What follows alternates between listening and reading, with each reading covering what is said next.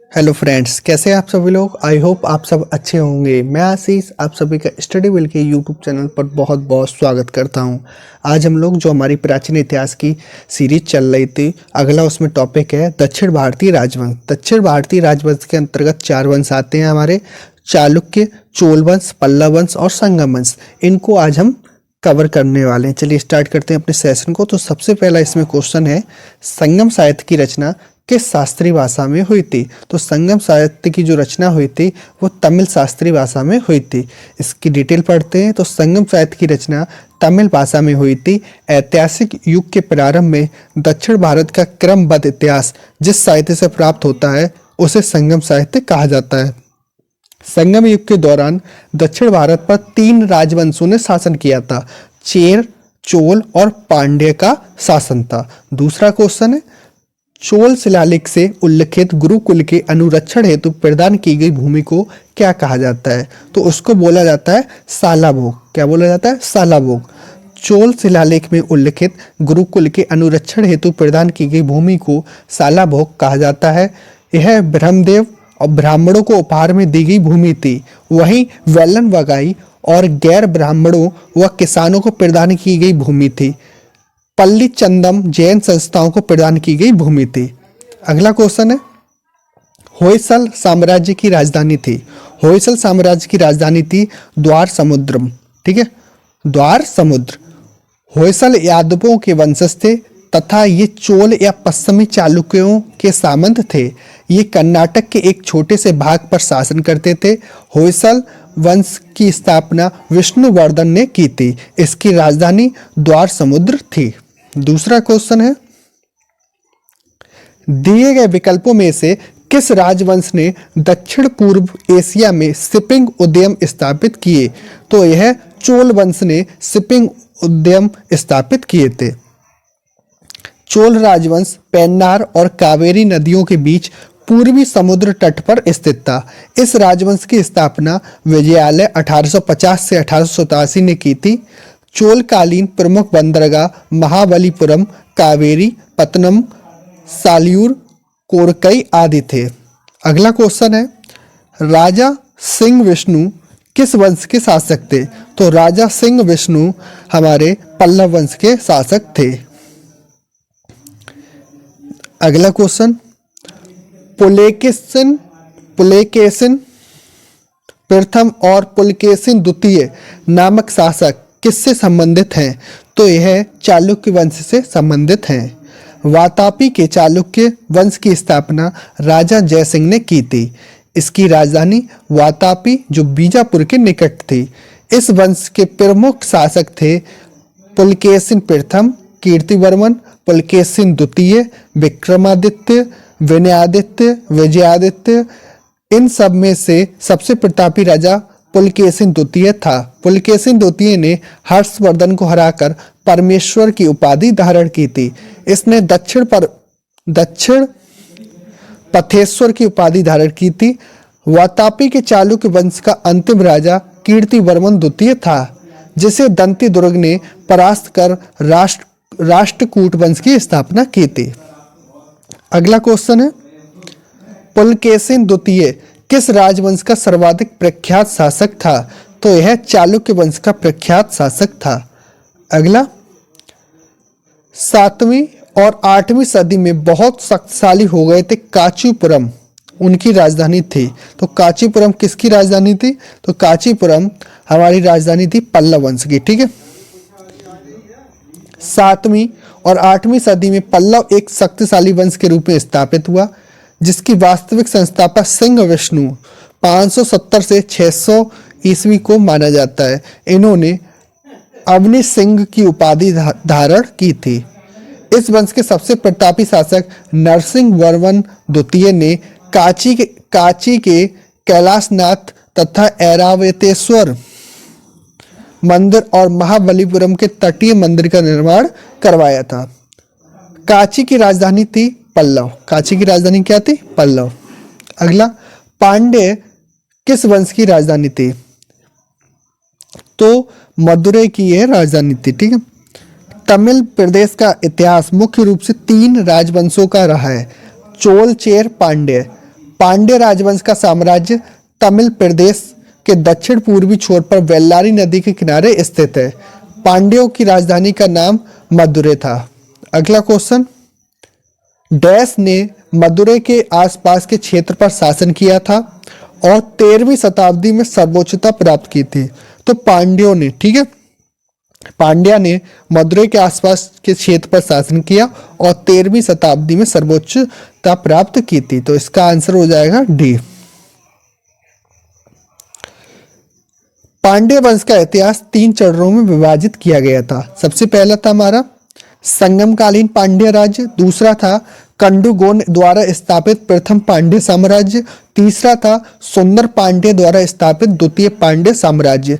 तमिल रचना संगम साहित्य से पांड्य वंश की जानकारी प्राप्त होती है। मदुरै दक्षिण भारत के तमिलनाडु राज्य का एक मुख्यालय नगर है। यह नगर अपने प्राचीन मंदिरों के लिए भी जाना जाता है। यहाँ का मुख्य आकर्षण मीनाक्षी मंदिर है। अगला क्वेश्चन है, पूर्व चोल राजाओं में से किसे सबसे महान माना जाता है? तो सबसे महान माना जाता है करिकाल को। किसको माना जाता है? करिकाल को। चोलों की प्रारंभिक राजधानी उत्तरी मनलूर थी, बाद में उरेयूर एवं तंजावुर बनी। संगमकालीन तीनों राज्यों में सर्वप्रथम चोलों का अभ्युदय हुआ। इस वंश का सबसे प्रतापी शासक करिकाल, जिसको करिकला भी कहते हैं, जिसने वर्णी के युद्ध में पांड्य तथा चेर सहित 11 राजाओं को हराया। करिकाल ने कावेरी नदी के तट पर पुहारपत्तन कावेरीपत्तनम नामक नगर की स्थापना की। चोलों का प्रमुख बंदरगाह कावेरीपत्तनम तथा राजकीय चिन्ह बाग था। अगला क्वेश्चन है, पल्लव वंश के कौन से राजा संस्कृत नाटक भी लिखा करते थे? तो पल्लव वंश के जो संस्कृत नाटक लिखा करते थे वह थे महेंद्र वर्मन। कौन थे? महेंद्र वर्मन। पल्लव वंश के राजा महेंद्र वर्मन फर्स्ट ने 600 से 630 ईस्वी तक इनका शासन था। के समय में पल्लव साम्राज्य ने न केवल राजनीतिक दृष्टि से बल्कि सांस्कृतिक, साहित्यिक एवं कलात्मक दृष्टि से भी किस चालुक्य राजा ने कन्नौज के राजा हर्ष को पराजित किया था? तो पुलकेशिन सेकंड ने कन्नौज के राजा हर्ष को पराजित किया था। अगला क्वेश्चन, और यह जो युद्ध हुआ था वह नर्मदा नदी के तट पर हुआ था। चोल राजवंश के अंतिम शासक कौन थे? तो चोल वंश के अंतिम शासक थे राजेंद्र चोल थर्ड। ठीक है, चोल वंश का अंतिम शासक अधिराजन या राजेंद्र चोल तीसरा था। विजयालय ने 1850 ईस्वी में चोल वंश की स्थापना की थी, जिसकी राजधानी तंजौर थी। यह राज्य पेन्नार एवं कावेरी नदियों के बीच पूर्वी तट पर अवस्थित है। अगला क्वेश्चन है, कौन से चोल राजा ने मालदीव के द्वीपों पर दरियाई विजय प्राप्त थी? तो दरियाई विजय प्राप्त थी राजा राज को। किसको? राजा राज को। अगला क्वेश्चन है, प्रारंभिक चेर वंशीय राजाओं ने किन राज्यों पर शासन किया था? तो इन्होंने तमिलनाडु और केरल राज्यों पर शासन किया था। इसकी डिटेल पढ़ते हैं। प्रारंभिक चेर वंश के राजाओं ने तमिलनाडु और केरल पर शासन किया। चेरों का शासनकाल संगम साहित्य युग के पूर्व प्रारंभ हुआ था। उसमें आधुनिक त्रावणकोर, कोचीन, मालाबार, कोयमंटूर और सलेम दक्षिणी जिलों के प्रदेश भी सम्मिलित हैं। अगला क्वेश्चन है, किस भारतीय राजा ने पूर्व एशिया के कुछ हिस्सों को जीतने के लिए नौसैनिक शक्ति का इस्तेमाल किया था? तो नौसैनिक शक्ति का इस्तेमाल किया था वह थे राजेंद्र चोल। ठीक है, भारतीय राजा राजेंद्र चोल ने दक्षिण पूर्व एशिया को जीतने के लिए नौसैनिक शक्ति का इस्तेमाल किया। भारत के इतिहास में केवल चोल वंश ही है जिसने नौसेना पर अधिक ध्यान दिया। इसने गंगईकोंड की उपाधि भी धारण की थी। अगला क्वेश्चन,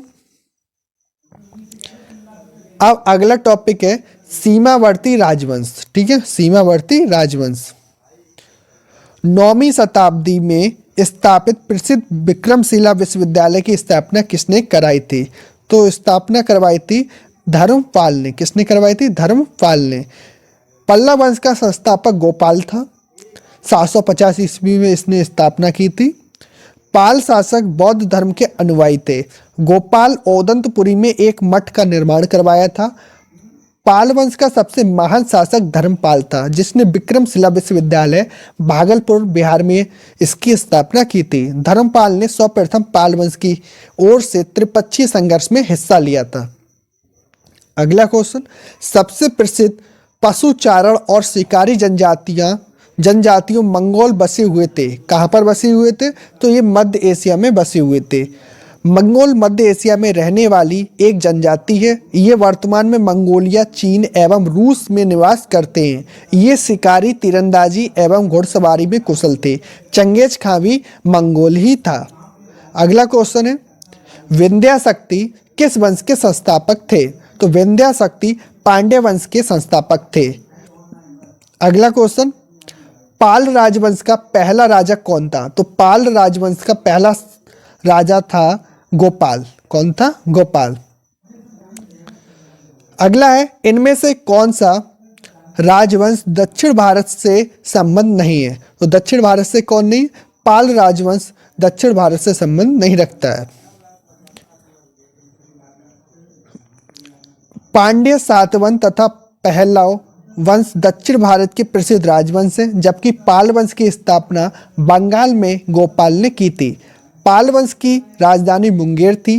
पाल वंश का द्वितीय शासक धर्मपाल 770 से 810 ईस्वी तक रहा, जिसके काल में त्रिपक्षीय संघर्ष की शुरुआत हुई थी।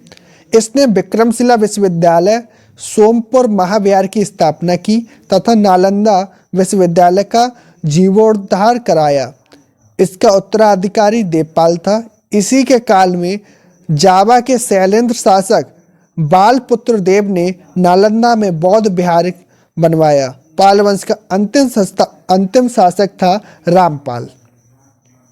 अगला टॉपिक है, प्राचीन कालीन साहित्य एवं साहित्यकार। गुडाच्य का की पेशाची भाषा में लिखित है, तो है भरत कथा में लिखित है। अगला क्वेश्चन, डैश द्वारा रचित नागानंद एक संस्कृत नाटक है, जिसमें नागों को बचाने के लिए विद्याधर राजा जमुतवाहन के आत्म बलिदान की लोकप्रिय गाथा का वर्णन है। तो हर्ष द्वारा रचित नागानंद एक संस्कृत नाटक है। हर्षवर्धन 606 से 647 ईस्वी तक कन्नौज का प्रतापी शासक सम्राट था। वह साहित्य व कला का पोषक था। उसने संस्कृत में 3 नाटकों की रचना की, रत्नावली, नागानंद, प्रियदर्शिका। नागानंद में नागों को बचाने के लिए विद्याधर राजा जीमुतवाहन के आत्म बलिदान की लोकप्रिय गाथा का वर्णन किया गया है। अगला क्वेश्चन है, निम्न में से उस विकल्प का चयन करिए जो कालिदास के विक्रमवर्षीय नाटक में वर्णित है। तो इसका ऑप्शन नंबर डी करेक्ट हो जाएगा। विक्रमवर्षीय कालिदास का प्रसिद्ध नाटक है। इसमें राजा पुरूरवा तथा अप्सरा उर्वशी की प्रणय कथा का वर्णित है। विक्रमवर्षीय में श्रृंगार रस की प्रधानता है। इसकी कथा ऋग्वेद तथा शतपथ ब्राह्मण से ली गई है। महाकवि कालिदास ने विक्रमवर्षीय नाटक का मानवीय प्रेम की अत्यंत मधुर एवं सुकुमार कहानी में परिणत किया है। कालिदास ने अपने इस नाटक का दृश्यांकन झूसी प्राचीन प्रतिष्ठानपुर में किया था।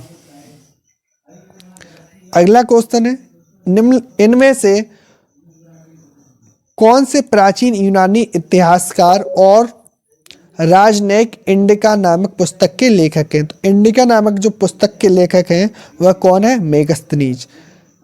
अन्य पुस्तकों के लेखक जानते हैं, इंडिका, मेगस्थनीज। सीयू की हेनसांग ने लिखी है। किताब उल हिंद अल बरूनी द्वारा लिखित है। किताब ए रहला इब्न तूता ने लिखी है। अगला क्वेश्चन, भारतीय महाकाव्य महाभारत व्यास कृत के 18 पर्वों में छठा पर्व कौन सा है जिसमें व्यापक रूप से भगवत गीता का वर्णन है? तो यह भीष्म पर्व में इसका वर्णन है।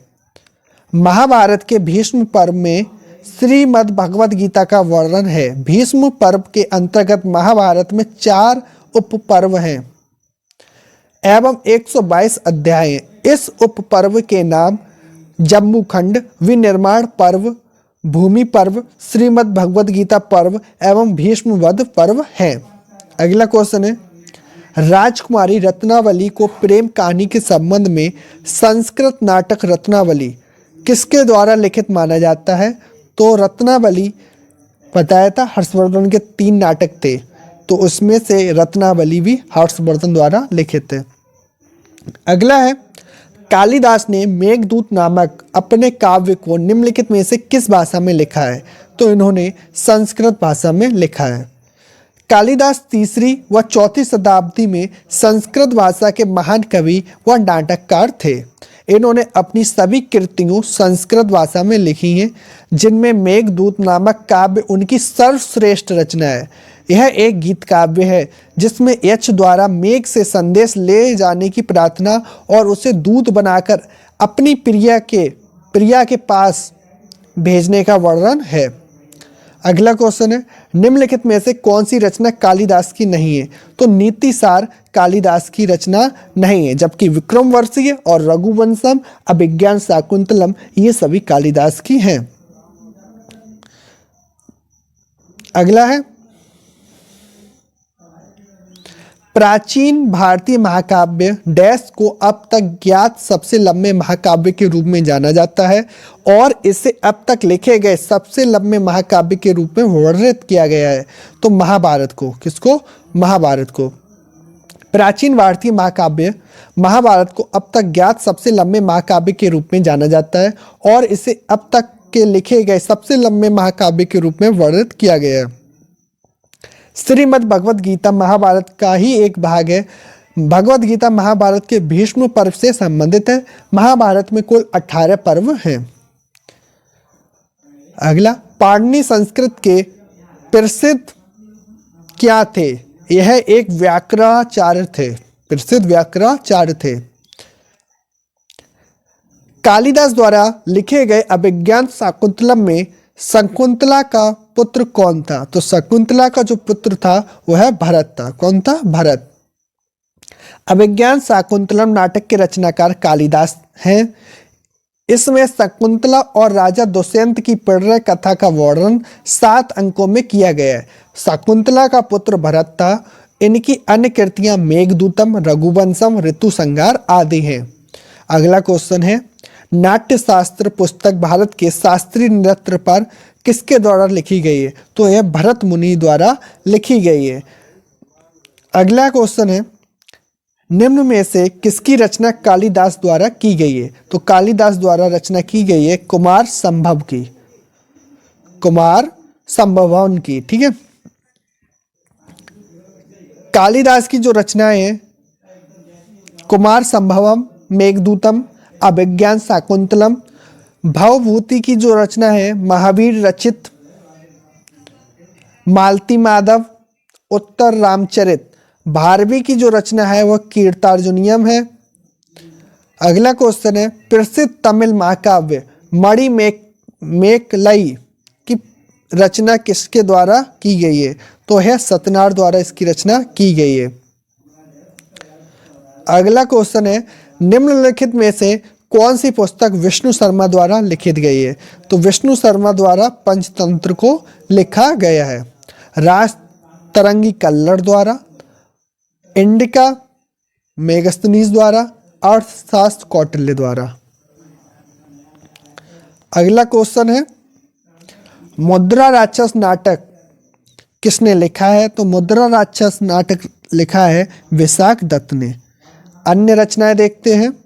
विशाख दत्त की जो अन्य रचनाएं हैं, मुद्रा राक्षस, देवी चंद्रगुप्तम, राघवानंद नाटकम, सोमदेव की है कथा सरित सागर, कालिदास की रघुवंशम, अभिज्ञान शाकुंतलम, कुमार संभवम, बोधायन का है सुलभ सूत्र, स्रोत सूत्र, सोलह सूत्र, स्रोत सूत्र।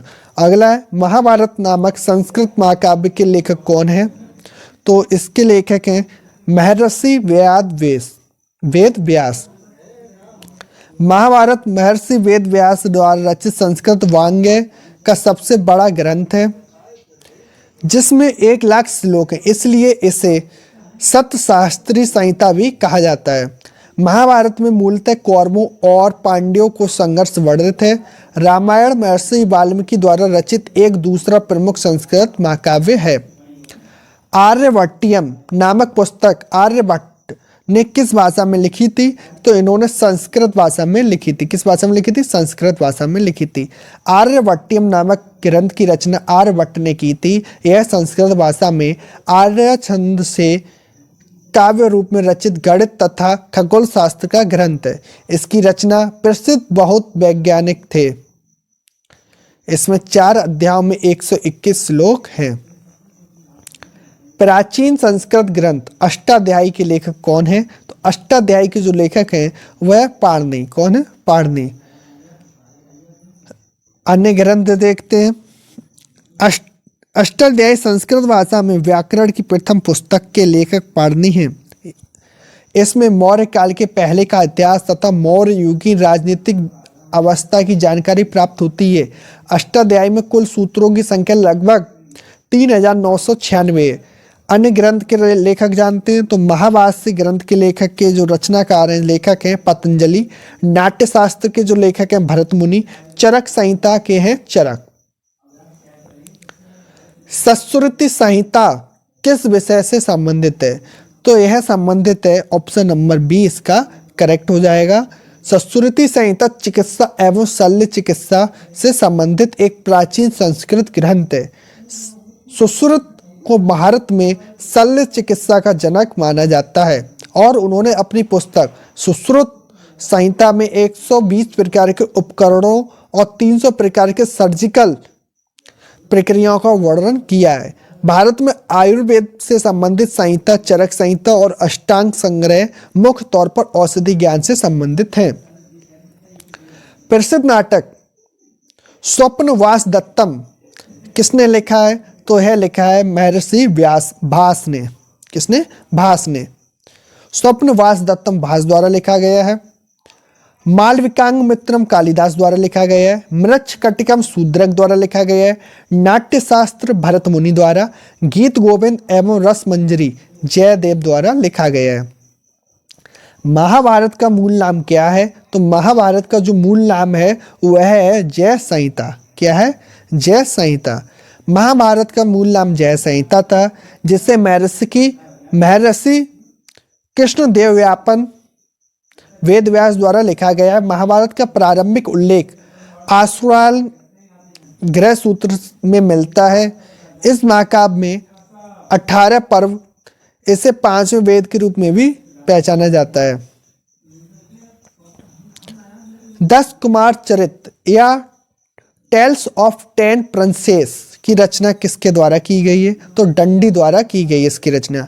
10 कुमार रचित यह टेल्स ऑफ 10 प्रिंसेस दंडी द्वारा लिखा प्रणीत संस्कृत गद्य काव्य है। इसमें 10 कुमारों का चरित्र वर्णित होने के कारण इसका नाम 10 कुमार चरित पड़ा है। दंडी संस्कृत भाषा के प्रसिद्ध साहित्यकार है। हर्षचरित का लेखक कौन है? तो हर्षचरित का लेखक वाणभट्ट है। कौन है? वाणभट्ट। कालिदास की रचनाएं जानते हैं। अभिज्ञान शाकुंतलम, मेघदूतम, रघुवंशम, कुमार संभवम, मालविकांग मित्रम, विक्रम वर्षीय, ऋतु संहार। पाणिनि की रचना है अष्टाध्यायी। कल्लड़ की राजतरंगी, वाणभट्ट की हर्षचरित कादंबरी। गीत गोविंद किसने लिखा है? तो गीत गोविंद लिखा है आपका जयदेव ने। किसने लिखा है? जयदेव ने। किताब उल हिंद इनमें से किस यात्री एवं विद्वान की कृति है? तो यह अल-बरूनी की। किसकी? अल-बरूनी की। अल-बरूनी का मूल नाम अबू रेहान था। इसका जन्म 973 में ख्वारिज्म के इलाके में हुआ था, जिसका संबंध उज्बेकिस्तान से स्थापित किया जाता है। अल-बरूनी ईरानी मूल का मुसलमान था। 1017 ईस्वी में जब सुल्तान महमूद ने ख्वारिज्म के राज्य पर आक्रमण कर उसे अपने राज्य में मिला लिया था, तो अल-बरूनी भी बंदी के रूप में गजनी में आया था। अल-बरूनी की प्रसिद्ध पुस्तक का नाम किताब उल हिंद या तारीख ए हिंद है। ठीक है। अगला क्वेश्चन है, निम्नलिखित में से किस प्राचीन भारतीय दार्शनिक ने पदार्थ के सूक्ष्मतम कण के बारे में उल्लेख किया और इसे परमाणु नाम दिया? तो है कणाद। ठीक है, कणाद थे। ठीक है। अगला क्वेश्चन है, इंडिका के लेखक मेगस्थनीज। अगला, तमिल कवि कम्मन ने निम्नलिखित में से किस ग्रंथ के तमिल संस्करण का संकलन किया है? तो रामायण का इन्होंने संकलन किया है। अगला क्वेश्चन, मृच्छकटिकम नामक साहित्यिक कृति के लेखक कौन है? तो मृच्छकटिकम के कौन है? Shudraka. Option number D correct हो जाएगा। अगला क्वेश्चन, निम्नलिखित में से किसने प्राचीन भारत में मृच्छकटिकम पुस्तक संकलित की है? तो यह की है शूद्रक ने। किसने की है? शूद्रक ने। अगला क्वेश्चन, संगम काल के महाकाव्य शिल्पाधिकारम और मणिमेखले डैश भाषा में लिखे गए हैं? तो यह तमिल भाषा में लिखे गए हैं। निम्नलिखित में से किसने संस्कृत नाटक मुद्रा राक्षस लिखा है? तो विशाख दत्त ने यह नाटक लिखा हुआ है। अगला क्वेश्चन, निम्नलिखित में से कौन सा प्राचीन ग्रंथ पांचवा वेद भी कहा जाता है? तो महाभारत को पांचवा वेद कहा जाता है। ठीक है। और 4 वेद हमारे कौन से? ऋग्वेद, सामवेद, यजुर्वेद, अथर्ववेद। ठीक है। निम्नलिखित में से किसने रघुवंशम संकलित किया? रघुवंशम कालिदास ने संकलित किया। किसने किया? कालिदास ने। पंचतंत्र का लेखक कौन है? तो पंचतंत्र का लेखक विष्णु शर्मा। अगला क्वेश्चन, निम्नलिखित में से किसने भारत के प्राचीन ग्रंथ नाट्य शास्त्र को संकलित किया? तो नाट्य शास्त्र को भरत मुनि ने संकलित किया है। नाट्य शास्त्र संस्कृत में नाट्य कला पर आधारित ग्रंथ है जिसकी रचना भरत मुनि ने तीसरी शताब्दी से पूर्व की थी। इस ग्रंथ में प्रतिभिज्ञा दर्शन की छाप है। इसके 36 अध्यायों में संगीत, नाटक एवं अभिनय का संकलन मिलता है। अगला क्वेश्चन, पंच सिद्धांतिका, व्रत संहिता और सांख्य सिद्धांत के लेखक कौन है? तो वराहमिहिर। कौन है इसके? वराहमिहिर। तिरुकुरल नामक प्रसिद्ध ग्रंथ के संकलनकर्ता कौन है? तो तिरुकुरल नामक प्रसिद्ध ग्रंथ के संकलनकर्ता तिरुवल्लुवर हैं। अगला क्वेश्चन, चरक संहिता चिकित्सा की किस शाखा से संबंधित है? तो आयुर्वेद से संबंधित है। किससे? आयुर्वेद से संबंधित है। सुश्रुत को डैश के रूप में जाना जाता है? तो भारतीय शल्य चिकित्सा के जनक के रूप में जाना जाता है। राजतरंगी द्वारा किन राज्यों के राजाओं का वर्णन किया गया है? तो कश्मीर के राजाओं का वर्णन किया गया है। कल्लड़ द्वारा रचित राजतरंगी में कश्मीर के राजाओं का विशद व मोहक वर्णन किया गया है। इसके अनुसार कश्मीर की राजधानी श्रीनगर को सम्राट अशोक ने बसाया था, जो शिव के परम भक्त थे और बाद में अपना धर्म बदल लिया। अगला क्वेश्चन, प्राचीन भारत में कल्लड़ द्वारा निम्नलिखित में से कौन सी पुस्तक लिखी गई थी? तो राजतरंगी लिखी गई थी। प्राचीन भारतीय कानून दस्तावेज मनुस्मृति लिखा गया है? तो मनुस्मृति संस्कृत भाषा में लिखा गया है। प्राचीन भारतीय कानूनी दस्तावेज मनुस्मृति संस्कृत में लिखा गया है। मनुस्मृति को मानव धर्म शास्त्र भी कहा जाता है। इस ग्रंथ में सामाजिक वर्गों के बारे में वर्णन किया गया है। इसमें चारों वर्णों, चारों आश्रमों और 16 संस्कारों तथा सृष्टि उत्पत्ति के अतिरिक्त राज्यों की व्यवस्था आदि विषयों पर परामर्श दिया गया है। निम्नलिखित में से कौन सा साहित्य संस्कृत में नहीं लिखा गया है? तो तिरुकुरल साहित्य संस्कृत में नहीं लिखा गया है, जबकि रत्नावली, राजतरंगी और मेघदूत ये संस्कृत में लिखे गए हैं। अगला क्वेश्चन, इनमें से कौन एक भारतीय गणितज्ञ थे? तो भास्कर भारतीय गणितज्ञ थे। ठीक है, भास्कर प्रथम 680 ईस्वी भारत के 7वीं शताब्दी के महान गणितज्ञ थे। संभवतः उन्होंने ही सबसे पहले संख्याओं को हिंदू दार्शनिक पद्धति में लिखना आरंभ किया। उन्होंने आर्यभट्ट की कृतियों पर टीका लिखा। अगला क्वेश्चन, इनमें से कौन सी गणित विषय पर लिखित एक मध्ययुगीन भारतीय पुस्तक है? तो यह लीलावती। ठीक है, लीलावती गणित विषय पर आधारित एक मध्ययुगीन भारतीय ग्रंथ है, जिसकी रचना महान भारतीय गणितज्ञ भास्कराचार्य द्वितीय ने अपनी पुत्री की बुद्धिमत्ता से प्रभावित होकर किया था। पंचदशी माधवाचार्य द्वारा रचित अद्वैत वेदांत का सरल और संपूर्णतः ग्रंथ है। अगला क्वेश्चन है, मनुस्मृति का अंग्रेजी में अनुवाद किसने किया था? तो जॉर्ज बुलन ने मनुस्मृति का अंग्रेजी में अनुवाद किया था। मनुस्मृति सर्वाधिक प्राचीन स्मृति है। तत्पश्चात याज्ञवल्क्य स्मृति की रचना हुई है। अगला, हर्षचरित राजा हर्षवर्धन की जीवनी किसने लिखी थी? तो वार्डवर्थ ने इनकी जीवनी लिखी थी। अगला, डैश द्वारा रचित हर्षचरित्र हमें हर्ष और उनके प्रशासन के बारे में सही जानकारी देता है। तो वार्डवर्थ। कौन देता है सही जानकारी? वार्डवर्थ। प्राचीन कालीन में अमर सिंह द्वारा भाषा के शब्दों का एक शब्दकोश तैयार किया गया, जिसका नाम अमरकोश था। तो यह संस्कृत भाषा में है। अगला, साहित्यिक कृति रत्नावली किसके द्वारा कृति है? तो यह हर्षवर्धन की कृति है। किसकी? हर्षवर्धन की यह कृति है। हर्षवर्धन की अन्य साहित्यिक कृतियां रत्नावली, प्रियदर्शिका और नागानंद, चाणक्य की अर्थशास्त्र, शूद्रक की मृच्छकटिकम, कालिदास की मेघदूतम, कुमार संभवम और ऋतु संहार। भारत की महान साहित्यिक कृतियां मेघदूत और अभिज्ञान शाकुंतलम की रचना किसने की थी? तो कालिदास ने की थी। कालिदास की प्रमुख रचना आपको फिर से रिवाइज करवा देता हूँ। मालविकाग्निमित्रम, अभिज्ञान शाकुंतलम, विक्रमोर्वशीय, कुमार संभवम, रघुवंशम, मेघदूतम आदि। भास की प्रमुख रचनाएं हैं प्रतिमा नाटकम, बालचरित्रम, दूतवाक्यम आदि। चाणक्य की अर्थशास्त्र, शूद्रक की रचना मृच्छकटिकम, वासवदत्ता आदि। राजतरंगिणी के लेखक कौन है? तो कल्हड़। कौन है? कल्हड़। इसकी रचना 12वीं शताब्दी के आसपास मानी जाती है। राजतरंगिणी में कुल 8 तरंग हैं। इसके प्रथम 3 तरंग में राजवंशों की सूची दी गई है। पंचतंत्र नामक कहानी संग्रह के लेखक का नाम बताइए। तो कौन है? विष्णु शर्मा। अगला टॉपिक, प्राचीन कालीन स्थापत्य कला, चित्रकला, संगीत कला।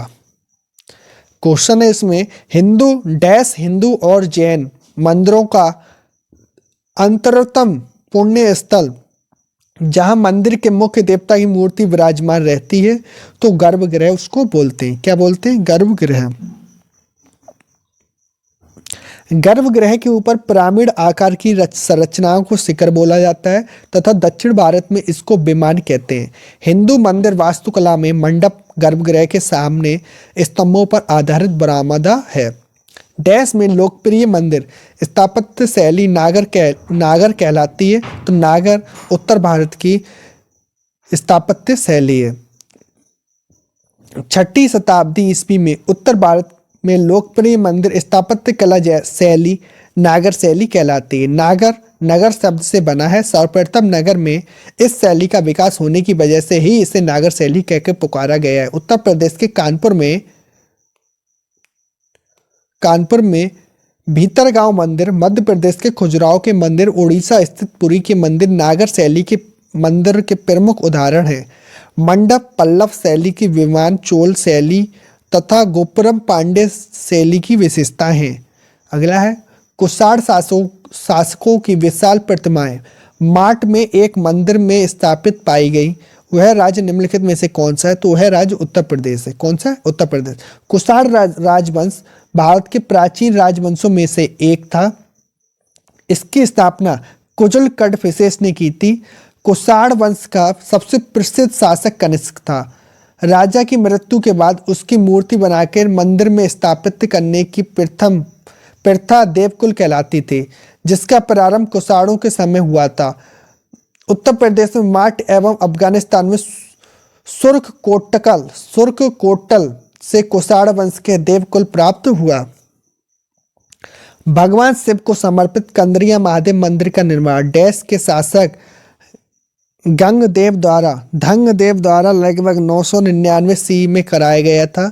तो चंदेल राजवंश द्वारा यह निर्माण करवाया गया था। अगला, कोणार्क का सूर्य मंदिर डैश के लोकप्रिय नाम से जाना जाता है। तो काला पैगोडा के नाम से यह जाना जाता है। कोणार्क का सूर्य मंदिर पूर्वी उड़ीसा के शहर पुरी के पास स्थित है। इसका निर्माण नरसिंह देव प्रथम द्वारा, किसके द्वारा? नरसिंह देव प्रथम द्वारा 13वीं शताब्दी में किया गया था, जो गंग वंश के प्रसिद्ध राजा थे। रथ के आकार का यह मंदिर भगवान सूर्य को समर्पित है। इसे वर्ष 1984 में यूनेस्को द्वारा विश्व धरोहर स्थल घोषित किया गया तथा इसे ब्लैक पैगोडा के नाम से भी जाना जाता है। उड़ीसा में स्थित जगन्नाथ मंदिर को श्वेत पैगोडा कहा जाता है। इसका निर्माण 11वीं शताब्दी में गंग वंश के राजा अनंत वर्मन चौड़गंग द्वारा करवाया गया था। निम्न में से कौन सा भारत में स्थित एक बौद्ध मंदिर है? तो बौद्ध मंदिर कौन सा? महाबोधि मंदिर।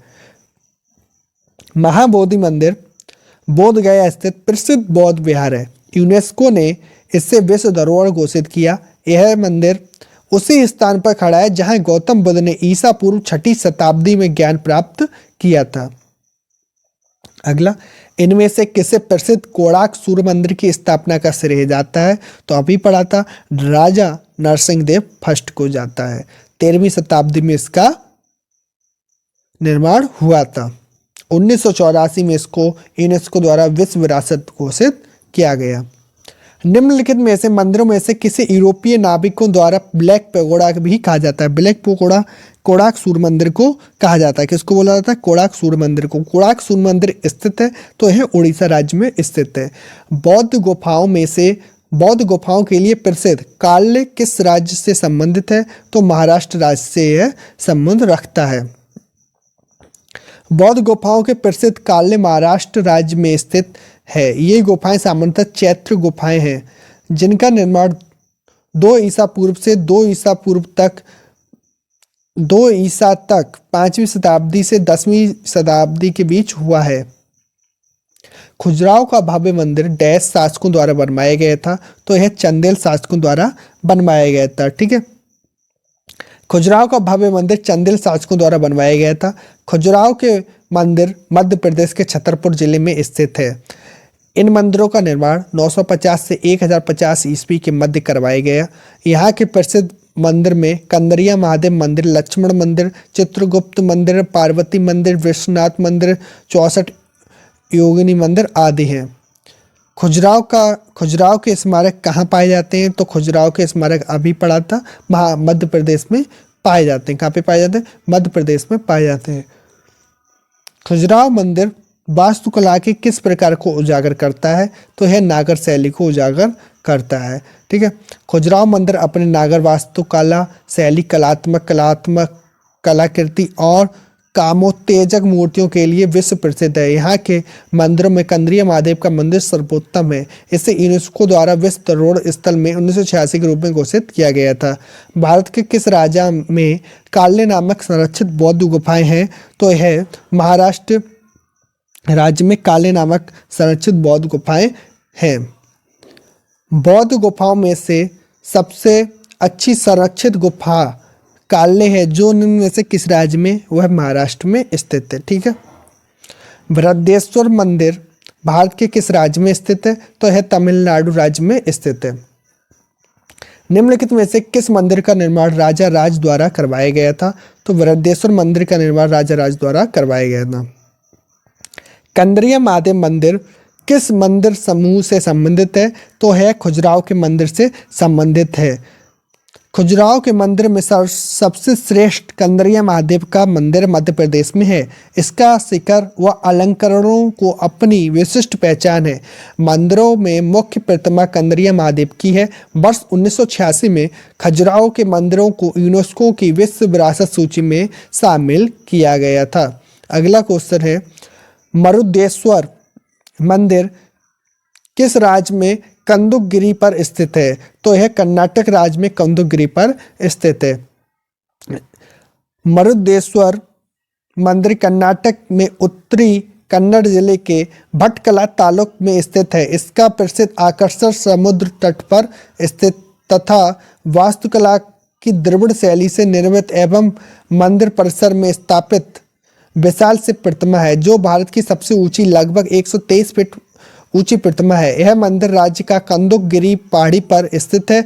इस मंदिर के मुख्य देवता मरुदेश्वर या मरुदेश्वर भगवान शिव हैं। शिव प्रतिमा के एक तरफ सुनहरे रंग का सूर्य रथ अर्जुन को भगवान श्री कृष्ण से गीता उपदेश प्राप्त करते हुए दर्शाया गया है। तिरुवरूर और अजंता के मंदिरों की दीवारों पर किस प्रकार की चित्रकला मौजूद है? तो भित्ति नामक चित्रकला मौजूद है। ठीक है, तिरुवरूर और अजंता के मंदिरों के दीवारों पर भित्ति चित्रकारी है। भित्ति चित्रकला सबसे पुरानी चित्रकला है। गुफाओं एवं महलों की दीवारों पर उकेरे या बनाए जाने वाले चित्रों को भित्ति चित्र कहते हैं। संस्कृत भाषा में दीवार की भित्ति कहा जाता है। भारत में भित्ति चित्रों के सर्वप्रथम साक्ष्य अजंता एवं एलोरा की गुफाओं की दीवारों पर चित्र भित्ति चित्र हैं। लिंगराज मंदिर का निर्माण किसके द्वारा करवाया गया था? तो यह सोमवंशी राजा अयाती केसरी द्वारा कराया गया था। ऑप्शन नंबर इसका सी करेक्ट हो जाएगा। लिंगराज मंदिर का निर्माण सोमवंशी राजा अयाती ने ओडिशा की राजधानी भुवनेश्वर से 10वीं शताब्दी में करवाया था। यह मंदिर भगवान त्रिभुवनेश्वर शिव को समर्पित है। इस मंदिर का निर्माण देउल शैली में किया गया है। ठीक है, अगला, श्री लिंगराज मंदिर किस शहर में स्थित है? तो श्री लिंगराज मंदिर भुवनेश्वर शहर में स्थित है। उड़ीसा के भुवनेश्वर में स्थित है। मोढेरा स्थित सूर्य मंदिर का निर्माण किस राजवंश ने करवाया था? तो सोलंकी राजवंश ने करवाया था। उदयगिरी और खंडगिरी गुफाएं डैश में स्थित राक कट गुफाएं हैं। तो है उड़ीसा में स्थित राक कट गुफाएं हैं। ठीक है, उड़ीसा में भुवनेश्वर से 7 किलोमीटर की दूरी पर स्थित दो पहाड़ियां उदयगिरी और खंडगिरी हैं। ये पहाड़ियां पुरातात्विक, ऐतिहासिक तथा धार्मिक महत्व की हैं। हाथी गुम्फा शिलालेख में इनका वर्णन कुमारी पर्वत के रूप में आता है। ये दोनों गुफाएं लगभग 200 मीटर के अंतर पर हैं। इनका निर्माण खारवेल नरेश के शासनकाल में विशाल शिलाखंडों से किया गया। अगला क्वेश्चन, श्रवणबेल गोला पर स्थित गोमतेश्वर मूर्ति किस सामग्री से बनी है? तो यह ग्रेनाइट की बनी हुई है। किसकी बनी है? ग्रेनाइट की। कर्नाटक के श्रवणबेल गोला में स्थित गोमतेश्वर मूर्ति ग्रेनाइट पत्थर से बनी हुई है। यह 17 मीटर या 58 फीट ऊंची, पूरे विश्व में एकास्म पत्थर से निर्मित विशालकाय मूर्ति है। इस मूर्ति को गंग वंश के राजा राजमल एवं उनके सेनापति चामुंडराय ने बनवाया था। विश्व विरासत स्थान के रूप में प्रसिद्ध अजंता की गुफाएं निम्नलिखित में से किस स्थान पर हैं? तो अजंता की गुफाएं औरंगाबाद में हैं। अजंता की गुफाएं महाराष्ट्र के औरंगाबाद में बागोरा नदी के पास पश्चिमी तट पर्वतमाला में रॉक कट गुफाओं की एक श्रृंखला के रूप में स्थित है। इन गुफाओं का विकास 200 ईसा पूर्व से 7वीं शताब्दी तक युग कुषाण, सुंगवंश, कुषाण वंश, गुप्त आदि शासकों के काल में हुआ था। यहाँ टोटल 29 गुफाएं हैं, जिनमें 4 चैत्य, 25 विहार गुफाएं शामिल हैं। इन गुफाओं को 1983 में यूनेस्को द्वारा विश्व विरासत घोषित किया गया। अगला क्वेश्चन, निम्नलिखित में से कौन सा मंदिर मौजूदा चोल मंदिरों में से एक नहीं है?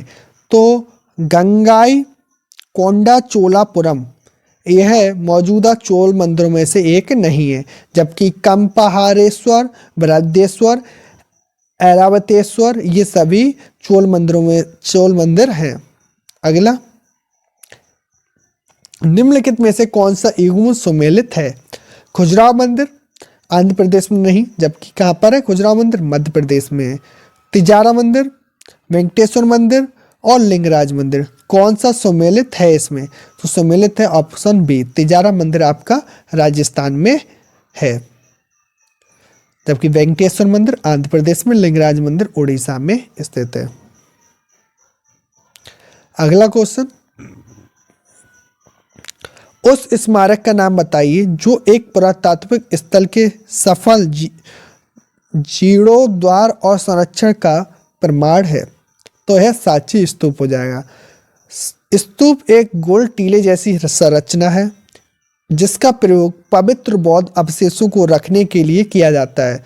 1818 में जब सांची की खोज की गई थी तो इसके तीन तोरण द्वार तथा टीला सुरक्षित थे। इसके रख रखाव के लिए भोपाल की शासिका शाहजहां बेगम तथा उनके उत्तराधिकारियों ने अनुदान दिए। आज यह स्तूप भारतीय पुरातात्विक सर्वेक्षण के सफल जीर्णोद्धार और संरक्षण को प्रमाण है। सांची स्तूप का निर्माण अशोक ने 3वीं सदी ईसा पूर्व में करवाया था। यूनेस्को द्वारा वर्ष 1989 में इसको विश्व धरोहर सूची में शामिल किया गया। स्तूप में निर्मित छज्जे जैसी संरचना को क्या कहा जाता है? तो इसको हर्मिका बोला जाता है। क्या बोला जाता है? हर्मिका बोला जाता है। स्तूप में अंड के ऊपर छज्जे जैसी संरचना को हर्मिका बोला जाता है। स्तूप के केंद्र में एक अर्धगोलाकार ईंट का बना ढांचा होता है जिसमें उस स्तूप के प्रमुख भगवान के अवशेष रखे जाते हैं। स्तूप के शिखर पर स्मारक को दिए गए ऊंचे सम्मान का प्रतीक रूपी एक छत है। अंड स्तूप का अर्धगोलाकार भाग होता है।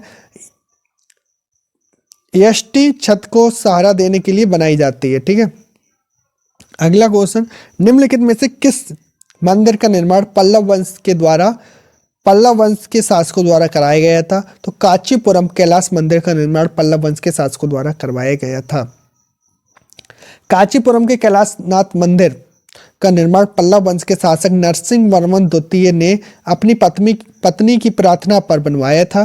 कांचीपुरम पलार नदी के तट पर स्थित है। इस मंदिर में देवी पार्वती और शिव की नृत्य कला को दर्शाया गया है। द्रविड़ शैली में बना यह मंदिर स्थापत्य कला का उत्कृष्ट नमूना है। हिंदू मंदिर के किस हिस्से में बड़ी संख्या में उपासकों के लिए जगह होती है?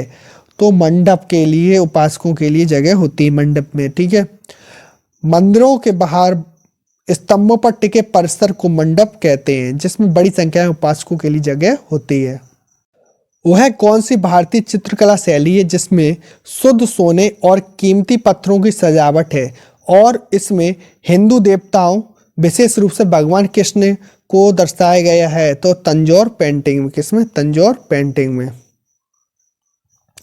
तंजौर चित्रकला दक्षिण भारतीय राज्य तमिलनाडु के तंजावर शहर का स्थानीय कला रूप है। चोल वंश की राजधानी तंजावुर में इस कला का पैटर्न फला फूला था। इस कला का आधार धार्मिक एवं आध्यात्मिक है जिसमें शुद्ध सोने और कीमती पत्थरों की सजावट है और इसमें हिंदू देवताओं विशेष रूप से भगवान कृष्ण को दर्शाया जाता है। अजंता की गुफाएं कहाँ स्थित हैं? अजंता की गुफाएं महाराष्ट्र में स्थित हैं। कहाँ पर स्थित हैं? अजंता की गुफाएं महाराष्ट्र के औरंगाबाद जिले में स्थित है। इन गुफाओं को 1983 में यूनेस्को की विश्व धरोहर स्थलों की सूची में शामिल किया गया। इन गुफाओं में बौद्ध धर्म के संबंधित चित्र और शिल्पकारी के उत्कृष्ट नमूने स्थित हैं। सांची स्तूप शहर के पास स्थित है, तो यह भोपाल शहर के पास स्थित है सांची स्तूप। सांची मध्य प्रदेश राज्य के रायसेन जिले में स्थित एक छोटा सा गांव है। यह भोपाल से मात्र 46 किलोमीटर पूर्वोत्तर में स्थित है। मौर्य सम्राट शासक महान ने 3री शताब्दी ईसा पूर्व में सांची के महान स्तूप का निर्माण करवाया था। सांची स्तूप को वर्ष 1989 में यूनेस्को की विश्व विरासत सूची में शामिल किया गया है। विख्यात सांची स्तूप किसने बनवाया था? तो यह अशोक ने बनवाया था। अगला क्वेश्चन, तंजावुर का कौन सा मंदिर चोल वास्तुकला का उदाहरण है जिसका निर्माण सम्राट राजराज ने करवाया था? तो बृहदेश्वर मंदिर का निर्माण राजराज ने करवाया था। बृहदेश्वर मंदिर तंजावर का बृहदेश्वर मंदिर चोल शासक राजराज द्वारा 1010 ईस्वी में बनवाया गया था। यह द्रविड़ शैली के स्थापत्य का आदर्श उदाहरण है। यह भगवान शिव को समर्पित है। इसे राज अगला क्वेश्चन है, सबरीमाला मंदिर कहाँ पर स्थित है? तो सबरीमाला मंदिर केरल राज्य में स्थित है। कहाँ पर? केरल राज्य में यह स्थित है। सबरीमाला मंदिर भारत के केरल राज्य के पतनमतिट्टा जिले में स्थित है। यह मंदिर भगवान अयप्पा को समर्पित है। इस मंदिर में 10 से 50 वर्ष तक की महिलाओं का प्रवेश निषेध है। सुप्रीम कोर्ट ने वर्ष 2018 में सबरीमाला मंदिर में महिलाओं के प्रवेश पर लगे प्रतिबंध को हटा दिया था। अगला क्वेश्चन, चित्रकला की पटचित्र शैली निम्नलिखित में से किस राज्य की सबसे पुरानी और लोकप्रिय कला है? तो यह उड़ीसा राज्य की सबसे पुरानी और लोकप्रिय कला है। चित्रकला की पटचित्र शैली उड़ीसा के सबसे पुराने एवं लोकप्रिय रूप में से एक है। पटचित्र का नाम संस्कृत शब्दों पट कैनवास कपड़ा और चित्र को चित्रण करना से लिया गया है। पटचित्र कैनवास पर की जाने वाली ऐसी चित्रकला है जिसमें समृद्ध रंगों का प्रयोग, रचनात्मक रूपांकन और डिजाइनों तथा सरल विषयों का चित्रण किया जाता है। इस चित्रकारी में जगन्नाथ मंदिर का चित्रण, कृष्ण लीला का चित्रण तथा भगवान विष्णु के 10 अवतारों का चित्रण प्रमुख धातु है कि पटचित्र शैली को भौगोलिक संकेत प्राप्त है। अगला क्वेश्चन, कामाख्या मंदिर किस राज्य में स्थित है? तो कामाख्या मंदिर असम राज्य में स्थित है। कामाख्या मंदिर असम की राजधानी दिसपुर के पास गुवाहाटी से 8 किलोमीटर दूर कामाख्या में है। यह मंदिर शक्ति की देवी सती का मंदिर है जो नीलांचल पहाड़ी पर स्थित है। प्राचीन कला से सतयुगीन तीर्थ कामाख्या वर्तमान में तंत्र सिद्धि का सर्वोच्च स्थल है। प्रत्येक वर्ष कामाख्या मंदिर में अम्बुबाची मेले का आयोजन किया जाता है। अगला, मुंबई के निकट एलिफेंटा की गुफाओं में स्थित मंदिर को समर्पित है। तो यह भगवान शिव को समर्पित है। मुंबई के निकट एलिफेंटा की गुफा से बने मंदिर भगवान शिव को समर्पित है। रॉक कट एलिफेंट गुफाओं का निर्माण 5वीं-6वीं शताब्दी ईस्वी के मध्य में हुआ था। एलिफेंटा की गुफाएं 7 गुफाओं का सम्मिश्रण है जिनमें से सबसे महत्वपूर्ण है महस मूर्ति गुफा। 1987 ईस्वी में यूनेस्को द्वारा एलिफेंटा गुफाओं को विश्व धरोहर घोषित किया गया है। अगला क्वेश्चन, एलिफेंटा की गुफाएं कहाँ पर स्थित है? तो यह मुंबई राज्य में स्थित है। अगला क्वेश्चन है, ऐहोल शिलालेख निम्नलिखित में से किन शासकों से जुड़े हुए हैं? तो यह पुलकेशिन द्वितीय से जुड़े हुए हैं। ऑप्शन नंबर इसका डी करेक्ट हो जाएगा। अगला क्वेश्चन है, अजंता गुफा की चित्रकला भारत में डैश के स्वर्ण युग का प्रमाण है। तो यह बौद्ध धर्म के स्वर्ण युग का प्रमाण है।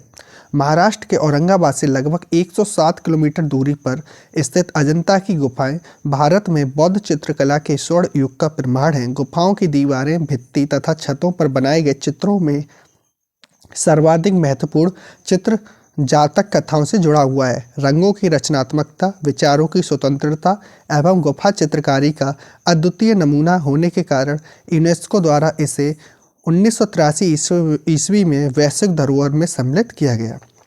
अगला क्वेश्चन, अजंता गुफाओं की चित्रकारी क्या दर्शाती है? तो यह जातक कथाएं दर्शाती हैं। अगला क्वेश्चन, अजंता के चित्र क्या चित्रित करते हैं? तो यह जातक कथाएं चित्रित करते हैं। अगला क्वेश्चन, अजंता और एलोरा की गुफाएं डैश धर्म की सबसे पहली वास्तुकला, गुफा चित्रकला एवं मूर्तिकला के उत्तम उदाहरणों में से एक है।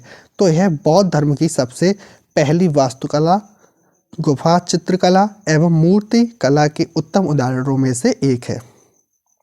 अगला क्वेश्चन, अजंता एवं एलोरा की गुफाएं किस राज्य में स्थित है? तो यह महाराष्ट्र राज्य में स्थित है। अजंता एवं एलोरा की गुफाएं महाराष्ट्र के औरंगाबाद शहर के समीप स्थित हैं। यह गुफाएं बड़ी बड़ी चट्टानों को काटकर बनाई गई हैं। 30 गुफाएं अजंता में तथा 34 गुफाएं एलोरा में हैं। अजंता की गुफाएं सह्याद्री पहाड़ियों पर स्थित घोड़े की नाल के आकार में निर्मित है। इन गुफाओं में 200 ईसा पूर्व से 650 ईस्वी तक बौद्ध धर्म से संबंधित चित्रण किया गया है। एलोरा की गुफाएं बेसाल्टिक चट्टानों को काटकर बनाए गए हैं। इन गुफाओं में हिंदू, जैन, बौद्ध तीनों धर्मों की आस्था का प्रभाव देखने को मिलता है। अगला क्वेश्चन है, अजंता गुफाएं जो करीब 30 रॉक आउट बौद्धिक गुफाएं जो भारतीय कला के बेहतरीन जीवित उदाहरणों में से विशेष रूप से पेंटिंग में कहाँ स्थित है? तो यह औरंगाबाद महाराष्ट्र में स्थित है। अगला क्वेश्चन, महाराष्ट्र के औरंगाबाद जिले में अजंता की गुफाएं जिनमें लगभग 30 चट्टानों को काटकर बौद्ध गुफाएं बनाई गई थी, वह कितनी प्राचीन थी? तो यह 2वीं सदी ईसा पूर्व पुरानी थी। महाराष्ट्र के औरंगाबाद जिले में स्थित अजंता की गुफाएं लगभग 30 चट्टानों को काटकर बनाई गई। ये बौद्ध गुफाएं 2री सदी ईसवी पूर्व की हैं। एलोरा की गुफाएं भारत में औरंगाबाद महाराष्ट्र से 30 किलोमीटर की दूरी पर स्थित है। इन राष्ट्रकूट वंश के शासकों द्वारा बनवाया गया था। एलोरा के मंदिर का निर्माण किसके द्वारा करवाया गया था? तो यह राष्ट्रकूटों द्वारा करवाया गया था। एलोरा के मंदिर का निर्माण राष्ट्रकूटों द्वारा करवाया गया था। एलोरा महाराष्ट्र में 34 शैलकृत गुफाएं गुफा संख्या 16 में शिव मंदिर स्थापित है, जिसे कैलाश मंदिर के नाम से जाना जाता है। द्रविड़ शैली के कैलाश मंदिर का निर्माण राष्ट्रकूट शासक कृष्ण प्रथम ने करवाया था। बृहदेश्वर मंदिर कहाँ स्थित है? तो यह तंजावुर में स्थित है। कहाँ पर? तंजावुर में स्थित है। बृहदेश्वर अथवा राजेश्वर मंदिर तमिलनाडु के तंजावुर में एक शैव हिंदू मंदिर है जो 11वीं सदी के आरंभ में बनाया गया था। इसे तमिल भाषा में बृहदेश्वर के नाम से जाना जाता है। यह ग्रेनाइट का बना हुआ है। यह मंदिर चोल वास्तुकला का उत्कृष्ट उदाहरण है, जिसका निर्माण चोल शासक राजराज प्रथम के शासनकाल के दौरान किया गया था। यह यूनेस्को को विश्व विरासत सूची में शामिल है। अगला है, बृहदेश्वर मंदिर किस राजा द्वारा बनवाया गया था? तो यह राजा राज चोल प्रथम द्वारा बृहदेश्वर मंदिर को बनवाया गया था। अगला क्वेश्चन है, बृहदेश्वर मंदिर शिव को समर्पित है। एक हिंदू मंदिर है जो भारतीय राज्य तमिलनाडु के तंजौर जिले में स्थित है। यह डैश के सिंहासन की शोभा बढ़ाने के लिए बनाया गया था। तो यह चोल साम्राज्य की सिंहासन की शोभा बढ़ाने के लिए बनाया गया था। यह क्वेश्चन आपका RRB group D first shift, तीसरी शिफ्ट और आरआरबी एनटीपीसी तीसरी शिफ्ट में आया हुआ है। रिपीटेड क्वेश्चन है ये। प्रसिद्ध बृहदेश्वर मंदिर कहाँ स्थित है? तो यह आपके तमिलनाडु राज्य में स्थित है। अगला है, बृहदेश्वर मंदिर किस प्रकार की सामग्री से बनाया गया है? तो यह ग्रेनाइट की सामग्री से बनाया गया है। बृहदेश्वर मंदिर तमिलनाडु के तंजौर जिले में स्थित एक हिंदू मंदिर है जो पूरी तरह से ग्रेनाइट से बना हुआ है। पुरी के जगन्नाथ मंदिर का निर्माण किसने किया था? तो यह अनंत वर्मन चौड़गंग द्वारा इसका निर्माण करवाया गया था। पुरी का श्री जगन्नाथ मंदिर एक हिंदू मंदिर है जो भगवान जगन्नाथ श्री कृष्ण को समर्पित है। यह भारत के उड़ीसा राज्य के तटवर्ती शहर पुरी में स्थित है। जगन्नाथ शब्द का अर्थ जगत का स्वामी होता है। इनकी नगरी ही जगतपुरी या पुरी कहलाती। इस मंदिर का निर्माण कलिंग राजा अनंत वर्मन चौड़गंग देव ने करवाया था। प्रसिद्ध सोमनाथ मंदिर कहाँ स्थित है? तो यह गुजरात राज्य में स्थित है। सोमनाथ मंदिर गुजरात सौराष्ट्र के कठियावाड़ क्षेत्र में स्थित है। इसे सोमनाथ ज्योतिर्लिंग भी कहते हैं। इसी क्षेत्र में भगवान श्री कृष्ण ने यदुवंश का संहार करने के बाद अपने नर लीला समाप्त की थी। 1024 ईसा में महमूद गजनबी ने सोमनाथ मंदिर के हीरे जवाहरात लूटकर अपने देश गजनी चला गया। इसके बाद राजा भीमदेव, सिद्धराज जयसिंह और विजयधर कुमार पाल ने मंदिर की प्रतिष्ठा व पवित्रीकरण में सहयोग प्रदान किया था। अगला है, सोमनाथ मंदिर भारत में डैश के पश्चिमी तट पर स्थित है। तो यह गुजरात के पश्चिमी तट पर स्थित है सोमनाथ मंदिर। अगला है, निम्नलिखित में से विमल शाह द्वारा निर्मित संगमरमर का मंदिर कौन सा है? तो संगमरमर का मंदिर आपका दिलवाड़ा का मंदिर है, वो है राजस्थान में स्थित है। इसके बारे में पढ़ते हैं। माउंट आबू स्थित दिलवाड़ा जैन मंदिर का निर्माण 11वीं से 13वीं शताब्दी के बीच चालुक्य वंश के शासनकाल में हुआ था। इन मंदिरों की दीवारें खम्भों व द्वारों का निर्माण सफ़ेद संगमरमर से किया गया, जिस पर अभूतपूर्व एवं अतुलनीय नक्काशी की गई। यह मंदिर परिसर 5 मंदिरों का समूह है, जिसमें श्री आदिनाथ मंदिर या बिमल वसाई मंदिर का निर्माण गुजरात के सोलंकी चालुक्य शासक के मंत्री बिमल शाह द्वारा 1031 में कराया गया था। यह मंदिर यहाँ का सबसे प्राचीन मंदिर है। इसमें जैन धर्म के प्रथम तीर्थकर श्री आदिनाथ जी को मूल नायक के रूप में स्थापित किया गया। अन्य 4 मंदिरों में श्री नेमिनाथ मंदिर या लूना वसाई मंदिर का निर्माण तेजपाल तथा वास्तुपाल द्वारा, श्री पार्श्वनाथ मंदिर का निर्माण मांडलिक द्वारा, श्री महावीर स्वामी मंदिर का निर्माण 1582 ईसा में किया गया। इसमें नक्काशी चित्रकार सिरोही द्वारा किया गया था तथा श्री ऋषभ देव मंदिर का निर्माण भीमशाह द्वारा कराया गया था।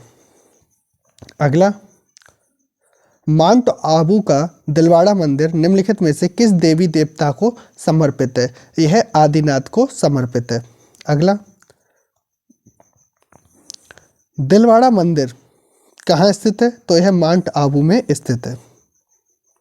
अगला है, मध्य प्रदेश एमपी में स्थित वैश्विक विरासत स्थल भीमबेटका प्रसिद्ध है। तो यह पाषाण आश्रय रॉक शेल्टर के लिए प्रसिद्ध है। मध्य प्रदेश के रायसेन जिले में स्थित वैश्विक विरासत स्थल भीमबेटका पाषाण आश्रय रॉक शेल्टर के लिए प्रसिद्ध है। भीमबेटका के चित्र को प्रापाषाण काल के मध्य पाषाण काल के समय का माना जाता है। जुलाई 2003 में यूनेस्को ने इसे विश्व धरोहर स्थल घोषित किया भीमबेटका को। अगला क्वेश्चन है, भीमबेटका की गुफाएं कितने साल पुरानी हैं? तो यह 30,000 साल पुरानी है। अगला क्वेश्चन, भीमबेटका की गुफाएं कहाँ स्थित हैं? तो यह मध्य प्रदेश राज्य में स्थित है। अगला क्वेश्चन है, हनमगोंडा शहर में स्थित एक ऐतिहासिक हिंदू मंदिर हजारों स्तंभ मंदिर 1000 पिलर टेम्पल का निर्माण किसके द्वारा कराया गया था? तो यह रुद्रदेव द्वारा करवाया गया था इस मंदिर का निर्माण। 1000 स्तंभ मंदिर एक हिंदू मंदिर है। यह तेलंगाना के हनमगोंडा में स्थित है। इस मंदिर में भगवान विष्णु, शिव तथा सूर्य की मूर्तियां हैं।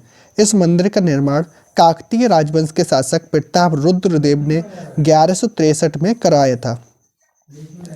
दिल्ली के अशोक स्तंभ ने वैज्ञानिकों को अचंभित कर रखा, क्योंकि यह मौसम की सभी अनिश्चितता को झेलता है और उसमें ना तो जंग लगती है ना ही संचारित होता है। वह धातु से बना हुआ है, तो वह लोहा से बना हुआ है।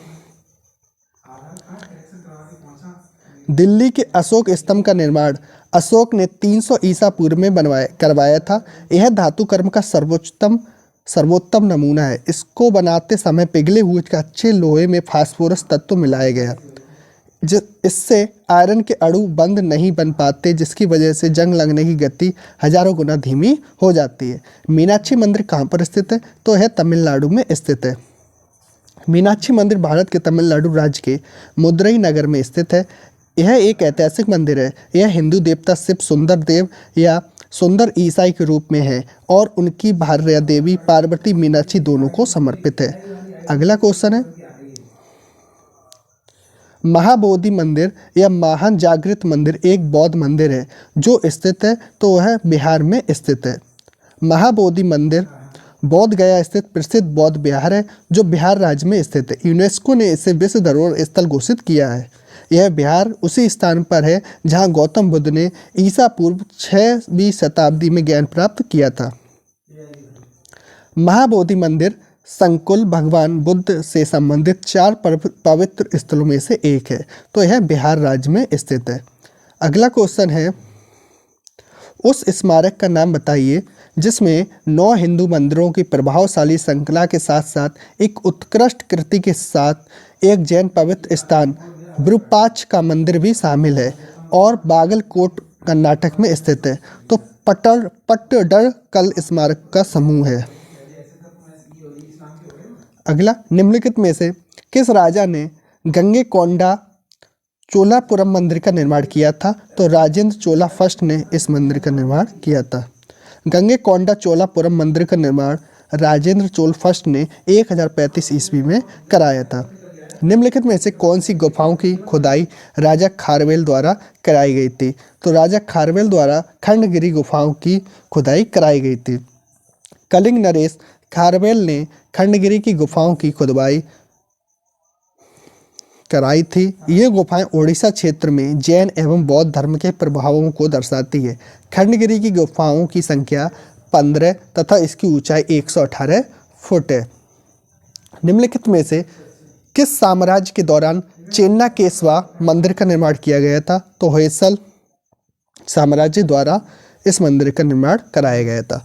होयसल साम्राज्य के दौरान कर्नाटक के वेलर में चेन्नाकेशवा मंदिर का निर्माण 12वीं शताब्दी में होयसल राजा विष्णुवर्धन द्वारा कराया गया था।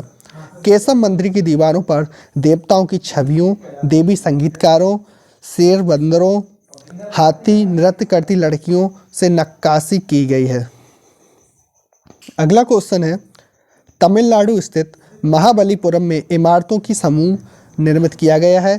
तो इमारतों का समूह निर्मित किया गया है पल्लवों द्वारा। तमिलनाडु स्थित महाबलीपुरम में इमारतों के समूह का निर्माण पल्लवों द्वारा किया गया था। यह प्राचीन शहर अपने भव्य मंदिरों, स्थापत्य और सागर तटों के लिए बहुत प्रसिद्ध है। 7वीं शताब्दी में यह शहर पल्लवों की राजधानी थी, जो द्रविड़ वास्तुकला की दृष्टि से अग्रणी स्थान रखता है। अगला क्वेश्चन है, सौर मंदिर कहाँ स्थित है? तो सौर मंदिर महाबलीपुरम में स्थित है। सौर मंदिर महाबलीपुरम में स्थित है। सौर मंदिर दक्षिण भारत के सबसे प्राचीन मंदिरों में से एक माना जाता है, जिसका निर्माण नरसिंह वर्मन द्वितीय ने करवाया था। यह द्रविड़ शैली का बेहतरीन नमूना है। सौर मंदिर के भीतर 3 मंदिर हैं, जिसमें बीच में भगवान विष्णु का मंदिर है। इसके दोनों तरफ भगवान शिव का मंदिर है। कांचीपुरम में कैलाशनाथम मंदिर का निर्माण किसके द्वारा कराया गया था? तो यह पल्लव वंशों द्वारा इसका निर्माण कराया गया था। कांचीपुरम तमिलनाडु के कैलाशनाथम मंदिर, राज सिद्धेश्वर मंदिर का निर्माण पल्लव वंश के शासक नरसिंह वर्मन सेकंड 680 से 720 ईसा ने कराया था। इसी मंदिर में द्रविड़ स्थापत्य कला की शुरुआत हुई थी। अगला क्वेश्चन है, तांत्रिक योगिनी पंथ का मूल स्थान क्या माना जाता है? तो उड़ीसा राज्य को तांत्रिक योगिनी पंथ का मूल स्थान माना जाता है। तांत्रिक योगिनी पंथ का मूल स्थान उड़ीसा को माना जाता है। आज भारत में केवल 64 योगिनी मंदिर हैं और अन्य नष्ट हो चुके हैं। इन 4 में से 2 मध्य प्रदेश खजुराहो एवं भेड़ाघाट एवं 2 उड़ीसा हीरापुर एवं रानीपुर झारियाल में स्थित हैं।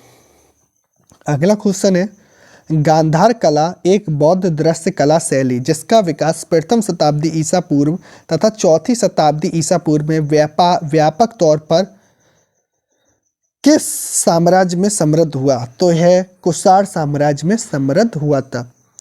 गांधार कला को ग्रीकों बौद्धिस्ट कला भी कहते हैं, क्योंकि इसमें भारतीय विषयों को यूनानी ढंग से व्यक्त किया गया था। सामान्यतः गांधार कला का विकास पहली शताब्दी से चौथी शताब्दी के मध्य कुषाण वंशीय शासकों के काल में हुआ था। श्रवणबेलगोला कहाँ पर स्थित है? तो यह कर्नाटक राज्य में स्थित है। श्रवणबेलगोला कर्नाटक राज्य के मैसूर शहर में स्थित है। यहाँ का मुख्य आकर्षण गोमतेश्वर बाहुबली स्तंभ है। बाहुबली मोक्ष प्राप्त करने वाला प्रथम तीर्थकर थे। प्राचीन काल में यह स्थान जैन धर्म एवं संस्कृति का महान केंद्र था। जैन अनुश्रुतियों के अनुसार मौर्य सम्राट चंद्रगुप्त ने अपने राज्य का परित्याग कर अंतिम दिन मैसूर के श्रवणबेलगोला में व्यतीत किए थे। वह ऐतिहासिक जगह चुने जो ग्वालियर मध्य प्रदेश में नहीं है। तो कौन सी नहीं है? देखो, जय विलास महल स्थित है ग्वालियर में, रानी लक्ष्मीबाई की समाधि भी ग्वालियर में स्थित है, तेली का मंदिर भी ग्वालियर में स्थित है, जबकि गोलकुंडा किला यह मध्य प्रदेश में नहीं है। यह गोलकुंडा का किला हैदराबाद नगर तेलंगाना से 11 किलोमीटर की दूरी पर पश्चिम में स्थित है। ठीक है। अगला क्वेश्चन है, 12वीं शताब्दी में काकतीय राजाओं द्वारा बनवाया गया, जिसे 14वीं शताब्दी में कुतुब शाही राजवंश द्वारा पुनर्निर्मित किया गया था, तो गोलकुंडा किला को। ठीक है, गोलकुंडा किला कुतुब शाही राजवंश द्वारा पुनर्निर्मित किया गया था। और ये बताया गया कहाँ पर है, तेलंगाना में स्थित है। अगला टॉपिक है राजपूत वंश। ठीक है, खजुराहो के मंदिर का निर्माण किस राजवंश के शासनकाल में हुआ था? तो है चंदेल राजवंश के शासनकाल में खजुराहो के मंदिर का निर्माण हुआ था। खजुराहो के मंदिरों का निर्माण 10वीं से 12वीं शताब्दी के मध्य चंदेल शासकों ने करवाया था। खजुराहो के मंदिर सभी प्रमुख भारतीय मूल के धर्मों वैष्णव, शैव, शाक्त और जैन से संबंध रखते हैं। खजुराहो के मंदिर कामक्रीड़ा कला के लिए दुनिया भर में विख्यात हैं। खजुराहो नगर मध्य प्रदेश के छतरपुर जिले में स्थित है। अगला क्वेश्चन है दिल्ली स्थित जंतर मंतर का निर्माण महाराजा द्वारा कराया गया था। तो यह जयपुर के जय सिंह द्वितीय द्वारा दिल्ली स्थित जंतर मंतर का निर्माण कराया गया था। दिल्ली स्थित जंतर मंतर का निर्माण 1724 ईस्वी में महाराजा सवाई जय सिंह द्वितीय ने करवाया था। यह इमारत प्राचीन भारत की वैज्ञानिक उन्नति का प्रमाण है। इस वेधशाला में विभिन्न प्रकार के उपकरण ग्रहों की गति नापने के लिए लगाए गए हैं। यहाँ का सबसे बड़ा यंत्र सम्राट यंत्र है। सूर्य की सहायता से सम्राट यंत्र वक्त और ग्रहों की स्थिति की जानकारी देता है। इसी प्रकार की वेधशालाओं का निर्माण महाराजा जयसिंह द्वितीय ने जयपुर, उज्जैन, मथुरा और वाराणसी में कराया था। अगला क्वेश्चन है महाराजा सवाई जयसिंह द्वारा निर्मित जंतर मंतर क्या है? तो जंतर मंतर क्या है? यह एक खगोलीय वेधशाला एस्ट्रोनॉमिक ऑब्जर्वेटरी है। ठीक है, अगला क्वेश्चन कितने शहरों में महाराजा जय सिंह द्वितीय ने जंतर मंतर का निर्माण करवाया था? तो इन्होंने 5 जगह 5 शहरों में जंतर मंतर का निर्माण कराया था। अगला क्वेश्चन टावर ऑफ विक्ट्री विजय स्तंभ कहाँ स्थित है? तो टावर ऑफ विक्ट्री विजय स्तंभ यह राजस्थान राज्य में स्थित है, जिसे मेवाड़ नरेश राणा कुंभा ने महमूद खिलजी के नेतृत्व वाली मालवा और गुजरात की सेनाओं पर विजय के स्मारक के रूप में 1440 और 1448 के मध्य बनवाया था। यह राजस्थान पुलिस और राज्य माध्यमिक शिक्षा बोर्ड का प्रतीक है। चित्तौड़गढ़ किस वंश की राजधानी थी? तो चित्तौड़गढ़ यह सिसोदिया राजवंश की राजधानी थी। अगला क्वेश्चन इनमें से कौन गुलाम वंश से संबंधित नहीं है? तो गुलाम वंश से संबंधित कौन नहीं है? हमीर इससे संबंधित नहीं, जबकि इल्तुतमिश, कैकुबाद और बलबन गुलाम वंश से संबंधित हैं। हमीर गुलाम वंश से संबंधित नहीं है। हमीर देव चौहान पृथ्वीराज चौहान के वंशज थे। उन्होंने रणथंभौर पर 1282 से 1301 तक राज्य किया। हमीर देव का कालजयी शासन चौहान काल का अमर वीर गाथा इतिहास माना जाता है। हमीर देव चौहान को चौहान काल का कर्ण भी बोला जाता है। साहित्य के प्रख्यात समर्थक राजा भोज किस वंश से जुड़े हुए थे? तो राजा भोज यह आपके जुड़े हुए थे परमार वंश से। किस वंश से? परमार वंश से। परमार वंशीय राजाओं ने मालवा की राजधानी धारा नगरी में 9वीं शताब्दी से लेकर 14वीं शताब्दी के पूर्वार्ध तक राज्य किया था। अगला है प्रतिहार राजवंश का संस्थापक कौन था? तो प्रतिहार राजवंश का संस्थापक थे हरिश्चंद्र। प्रतिहार राजवंश अग्निकुल के राजपूतों में सर्वाधिक प्रसिद्ध राजवंश था। प्रतिहार वंश के संस्थापक राजा हरिश्चंद्र थे, जो ब्रह्मक्षत्री थे।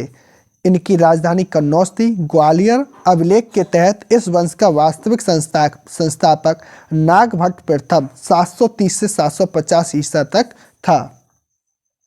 निम्न में से किसे माउंट आबू के पास कायादारा गांव में गौरी राजवंश के मोहम्मद गौरी को हराया था? तो भीमदेव सोलंकी द्वितीय ने मोहम्मद गौरी को हराया था 1178 ईस्वी में। ठीक है, अगला टॉपिक है प्राचीन कालीन विविध। ठीक, एंशियंट पीरियड मिसलिनियस पढ़ेंगे। अब Vikram Samvat calendar Gregorian calendar से निर्मित से किस वर्ष आगे है? तो यह ग्रेगोरियन कैलेंडर से 56.7 वर्ष आगे है। विक्रम संवत का आरंभ 57 या 58 ईसा पूर्व माना जाता है। इसकी शुरुआत राजा विक्रमादित्य ने किया था। ग्रेगोरियन कैलेंडर ईसाई कैलेंडर, जूलियन कैलेंडर ईसाई धर्म गुरु ईसा मसीह के जन्म वर्ष पर आधारित है। इससे 1582 ईसा में पॉप ग्रेगरी 13वें द्वारा शुरू किया गया था। विक्रम संवत ग्रेगोरियन कैलेंडर 56.7 वर्ष आगे है। ग्रेगोरियन कैलेंडर विश्व में सर्वाधिक प्रचलित कैलेंडर है। इसके अनुसार जनवरी वर्ष का प्रथम महीना माना जाता है। कागज का आविष्कार किसने किया था? तो कागज का आविष्कार के लुन द्वारा किया गया था। ऐसा माना जाता है कि चीन के लुन ने 202 ईसा पूर्व में कागज का आविष्कार किया था। इन्होंने इसके लिए बांस एवं रेशम के टुकड़ों का प्रयोग किया था। भारत के किस राज्य को प्राचीन समय में कामरूप के नाम से जाना जाता है? तो कामरूप के नाम से किस राज्य को जाना जाता है? तो यह जाना जाता है आपका असम राज्य को। ठीक है। वर्तमान में कामरूप असम राज्य के पश्चिमी भाग में भौगोलिक क्षेत्र के रूप में सीमित है, जो मानस नदी और बोर्ड नदी के बीच स्थित है। निम्नलिखित में से कौन सा भारतीय दर्शन के 6 स्कूलों में से एक है? तो योग 6 दर्शनों के स्कूलों में से एक है। भारतीय दर्शन में 6 स्कूल हैं। कौन से? सबसे पहला वैशेषिक, दूसरा न्याय, तीसरा सांख्य, चौथा योग, पांचवा पूर्व मीमांसा और छठवां वेदांत। योग भारतीय दर्शन के 6 स्कूलों का हिस्सा है। योग शब्द का उल्लेख सबसे पहले ऋग्वेद में किया गया है और कई उपनिषदों में इसका उल्लेख किया गया है। अंतर्राष्ट्रीय योग दिवस 21 जून को मनाया जाता है। अगला क्वेश्चन है, भारतीय समय में किसी व्यक्ति को वस्तु के साथ तौला जाता था और उसी भार मात्रा के समान उस वस्तु को दान कर दिया जाता था। इस प्रथा को क्या बुलाया जाता था? तो इस प्रथा को तुलाभार प्रथा कहते हैं। अगला क्वेश्चन, महाभारत के अनुसार भीम और हिडिंबा का पोता कौन था? भीम और हिडिंबा का जो पोता था वह बर्बरीक। कौन था? बर्बरीक। महाभारत के अनुसार भीम और हिडिंबा का पोता बर्बरीक था। बर्बरीक महान पांडव भीम के पुत्र घटोत्कच और नाग कन्या अहिलावती के पुत्र थे। पुरातात्विक बी लाल ने मेरठ जिले के हस्तिनापुर में कब खुदाई कराई थी? तो हस्तिनापुर में इन्होंने खुदाई करवाई थी वर्ष 1951-52 में। पुरातात्विक डॉक्टर बी लाल के नेतृत्व में 1951-52 में हस्तिनापुर में एक टीले का उत्खनन किया, जहां से कांच और क्रिस्टल से बने रंगीन बर्तनों के अवशेष प्राप्त हुए, जो करीब 4000 वर्ष पुराने हैं। ये अवशेष महाभारत कालीन सभ्यता के बारे में जानकारी प्रदान करते हैं। भारत नाम भारतीय संविधान में भारत के लिए उपाधि के रूप में प्रयुक्त होता है, जिसका जिक्र भारतीय महाकाव्य डैश में एक भाग में प्राचीन पौराणिक सम्राट भरत की कथा के रूप में है। तो यह महाभारत में है। ऐसा माना जाता है कि भारत के नाम पर हमारे देश का नाम भारत पड़ा। इतिहास और पुराणों में कई भरत का उल्लेख मिलता है। प्रथम जैन तीर्थकर ऋषभ देव के पुत्र भरत, जो कि जड़ भरत कहलाए। दूसरा राम के भाई भरत। तीसरा नाट्य शास्त्र के रचनाकार भरत मुनि तथा चतुर्थ दुष्यंत और शकुंतला के पुत्र भरत। दुष्यंत पुत्र भरत के वंश में आगे चलकर कौरव और पांड्य हुए, जिनके बीच युद्ध की गाथा को ही वेदव्यास ने महाभारत के रूप में लिखा। इस प्रकार महाभारत से ही भारत शब्द की उत्पत्ति मानते हैं। वेदव्यास को भारत शब्द का श्रेय दिया जाता है। अगला, डैश नाम ग्रीक भाषा में आया, जिसका अर्थ है सिंधु नदी के पार का क्षेत्र। तो यह भारत नाम ग्रीक भाषा में आया है, जिसका अर्थ क्या है? सिंधु नदी के पार का क्षेत्र। भारत नाम मुख्यतः ऋषभ देव के पुत्र भरत के नाम पर पड़ा। इंडिया शब्द ग्रीक भाषा से आया है, जिसका अर्थ है सिंधु नदी के पार का क्षेत्र। धातु है कि यूनानी ग्रीक राजदूत मेगस्थनीज ने एक पुस्तक इंडिका की रचना की जिसमें इंडिका या भारत के संदर्भ में वर्णन किया है। पद्मनाभ स्वामी मंदिर इनमें से किस शहर में स्थित है? तो यह तिरुवनंतपुरम में स्थित है। केरल राज्य के तिरुवनंतपुरम में भगवान विष्णु को समर्पित एक प्रसिद्ध हिंदू मंदिर है। अगला क्वेश्चन, इंडिया नाम डैश नदी से लिया गया है? तो यह सिंधु नदी से लिया गया है। भारत अर्थात इंडिया का नाम सिंधु नदी से लिया गया है जो देश के उत्तर पश्चिमी में बहती है। ग्रीक के लोग इंडिया को इंडोई कहते थे जिसका मतलब सिंधु के लोग। अगला क्वेश्चन, प्राचीन काल से ही श्राप, सेठ, साहूकार, महाजन और खेती के रूप में जाने जाने वाले व्यापारियों का मुख्य व्यवसाय क्या है? तो बैंकिंग इनका मुख्य व्यवसाय था। प्राचीन काल से ही श्राप, सेठ, साहूकार, महाजन और खेती के रूप में प्रचलित व्यापारियों का मुख्य व्यवसाय बैंकिंग व्यवस्था को संचालित करना था। साहूकार अथवा महाजन लोगों को ऋण देते थे तथा उनकी वस्तुएं गिरवी रखते थे जिससे एक निश्चित समय के पश्चात भारत वापस कर दिया जाता था।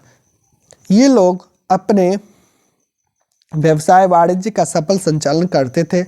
लोग इनके पास अपने मूल्यवान रत्न, स्वर्ण, चांदी आदि गिरवी रखकर अथवा बेचकर अपनी आवश्यकताओं को पूरा करते थे। महाभारत युद्ध कितने दिनों तक चला था? तो यह 18 दिनों तक चला था।